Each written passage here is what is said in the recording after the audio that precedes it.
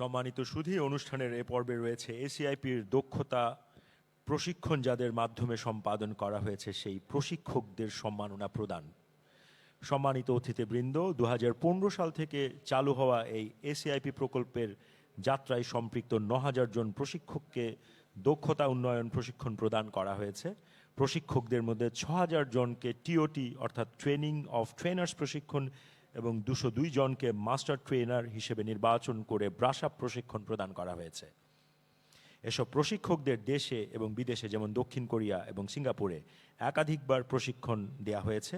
এ প্রকল্পটির মেয়াদ শেষে এসিআইপি সেরা দক্ষতা প্রশিক্ষকদের স্বীকৃতি প্রদান এবং একই সঙ্গে সকল দক্ষতা প্রশিক্ষণে নিয়োজিত প্রশিক্ষকদের মাঝে প্রতিযোগিতার মাধ্যমে তাদের মানোন্নয়নের উদ্যোগ গ্রহণ করেছে।